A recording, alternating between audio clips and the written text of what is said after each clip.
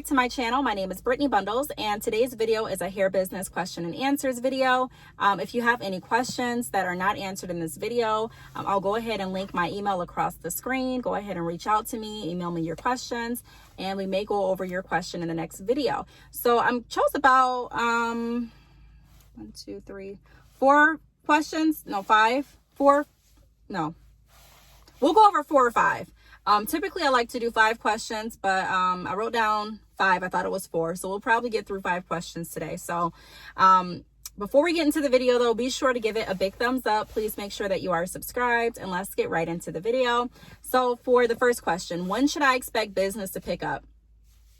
To answer that question, it depends. It depends on a few different factors. It depends on what industry you're in. It depends on if you're offering orders online or if it's in person. It depends on the state that you're in, if you're still on lockdown, if you're not. It depends on a lot of different factors. For me, I can say, I'll just speak for my experience. Business started to pick back up when the stimulus checks came out. So when people started to get their stimulus checks and started posting on Facebook, you could see a lot of different memes and people were buying more things. My business started to pick right back up.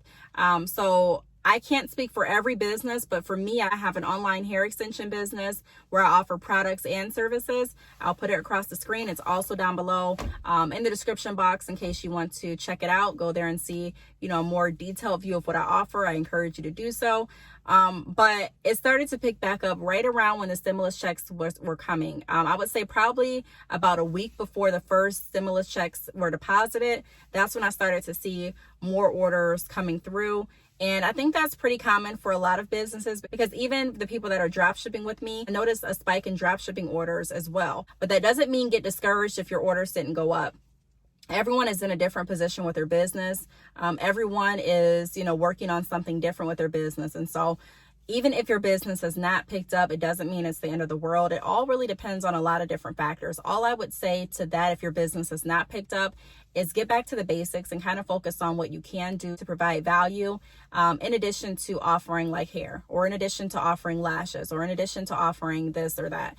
I think it's really, really important to also offer a service. There are some people that drop ship with me that also offer like hair dyeing services. They make wigs. There's just different things that they do. So I think that would be something to look into, focusing on your business, but also focusing on what else you can offer to still generate income. So to answer the question, when should I expect business to pick up? It really just depends on your business, your state, the economy, what's going to happen in the future. I mean, a lot of things are factored into that question, but for me, I can say that orders definitely started to pick up like a week before the stimulus checks came. The next question is, what texture is selling the most? So right now, through my online store and also through a lot of people that I drop ship with, straight. Brazilian straight is like the top texture right now. Typically, Mongolian deep wave is my favorite and most popular texture on my website. It's been the most popular texture for years. But during this time, Brazilian straight has definitely been the most popular. I don't know if it's because a lot of people are not vacationing right now, where typically some people would be vacationing, and a lot of people look at Mongolian deep wave hair as like vacationing hair. So I don't know if that has something to do with it. I don't know if the fact that Brazilian straight is a little bit less expensive than Mongolian deep wave, I don't know if that has something to do with it. I mean, I don't know. I don't know. There probably is a lot of different factors that are factoring into the most popular texture right now, but I can definitely say my most popular texture has now gone to straight, and a lot of people that I drop ship for, their texture has gone to straight as well. Like straight is a really popular seller at this time. And straight is beautiful. So there's nothing wrong with straight. It's just everyone has their own preference. For me, I prefer, if I'm going to wear extensions, to just kind of get up, spray a little bit of water and a little bit of conditioner and go. I don't want to have to blend, or I don't want to, like if I'm wearing straight, I typically run a flat iron through it, or I may do some wine court curls or put it in a ponytail. I don't know. I mean, I like both textures. I personally like deep wave. Should I add wigs? I would honestly say yes. During this time, I've gotten so many inquiries about wigs, and I did not have any wigs on my website. So I was kind of kicking myself like, man, you should have wigs. But for me, it's a longer process than, maybe some other companies that you work with. I don't just add anything to my site. I don't just, order a product, put it on my site. I really have to love the product that I'm offering. So I have to try out the wig. I have to, bleach the knots. I have to see how everything feels. How does the lace feel to me? How does the hair do under heat? What happens after I wash it? What happens after I wear it for a few times? I have to really try everything. How are the combs in the wig? How is the cap construction? I really have to, identify everything before I stamp my name on it. So it's not just, something that I just say, hey, I want a wig, I'm going to add it to the website. It's something that I wish I would have had on my website. I definitely should have wigs. And I think that if I had wigs on my website, I definitely would have generated more orders. Because if you think about it, a lot of the salons are still closed and were closed. And a lot of people just don't feel comfortable with going around anyone to get their hair done. So people were at home trying to figure out, what can I do to keep my hair looking nice, like how I typically do. And so a lot of people don't know how to do sew-ins or don't want to do sew-ins. A lot of people don't want to do quick weaves or know how to do quick weaves. And so wigs were really like a lot of people's go-to. And so I got so many inquiries about wigs, and I was just kicking myself like, man, I wish I really did have wigs. And so that's something that I'm working on adding to the website, probably hopefully in the next few months. I don't really want to put a date on it until I really found wigs that I really, love and enjoy. But that's something that I am working on. So to answer the question, yes, if you have found wigs that you enjoy and that are, to your liking and pass your test, then yes, add them on. If you make wigs and, they're good quality, yes, add them on, because wigs have really been a hot seller. I just know they have. People have reached out to me that make wigs, and they've been explaining how, they're ordering bundles to continue to make wigs. And, wigs have just been a good seller. I've seen on Facebook, Instagram, people purchasing wigs. They're purchasing wigs, unboxing their wigs.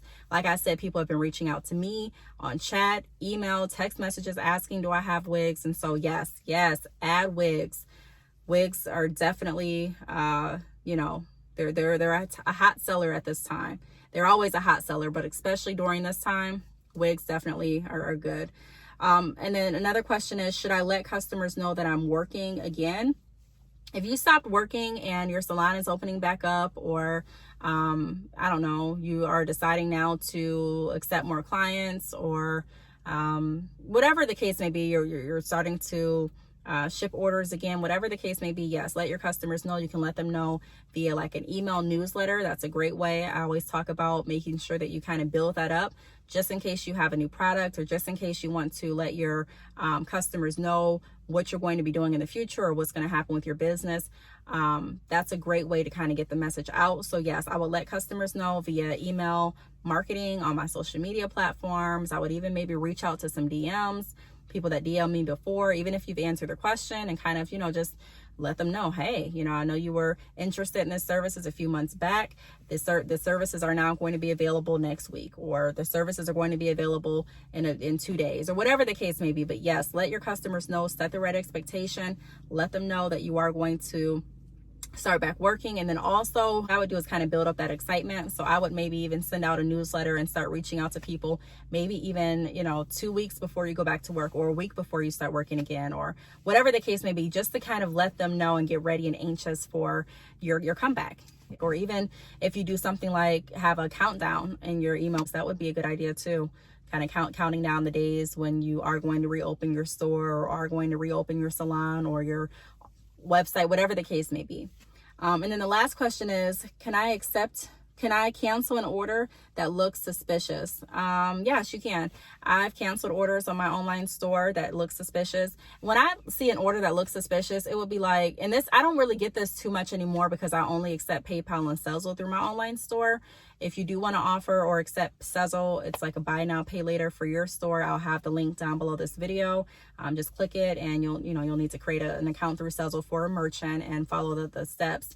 But I really don't have that issue too much anymore. When I was accepting credit cards, I did have that issue quite frequently, where I'll have a customer's name and then the shipping address would not match the billing address. And it was a lot of different things when I was accepting cards. And once I stopped accepting credit cards, that just took so much stress off of me. I cannot tell you how much stress and how much anxiety just went down. Not saying everything is just going to work like great all the time, no matter what payment method you use, because you're still working with people. People always try to find some kind of way to, you know, get around something. Not everyone, but some people, you'll have those people. So yes, you definitely can. I'd rather cancel an order that is suspicious than to let the order go through and then it end up costing your business on the back end, or end up, you know, helping someone use someone else's information that they shouldn't have used, or any, you know, I don't want to be a part of it. So if I see an order that looks suspicious, I mean, everyone has their different qualifications of what makes an order look suspicious. I would go ahead and cancel. I would reach out to the customer, let them know, hey, I'm canceling your order because of this. And you know, maybe they can replace it, but they'll have to replace it under this. So sometimes when I would cancel an order for, you know, the shipping address would be different from the billing address. And sometimes those orders were legit, but sometimes they were fraud. And so you don't know. So you may want to reach out and say, hey, you know, in order for me to ship these items, we have a policy where the shipping address and the billing address have to match. Because they didn't, the order was canceled. Feel free to go ahead and replace your order here using, you know, information that matches. So, you know, just as long as you let your customers know, I mean, you're the owner of your store. Ultimately, you have to protect your store. I mean, even when I was working in the financial industry, I was a loan officer. They still had policies in place where they would catch suspicious, you know, transactions. It would be like a fraud department, or the, you know, the phishing department or something like that. And so if you don't have a fraud department, I don't have a fraud department. I'm my own like fraud lookout. You know, I'm my own suspicious activity person. You know, I'm the person that does that. So yes, don't feel afraid to cancel an order. In the beginning, I used to be nervous, like, man, if I cancel this order, are they going to be upset with me?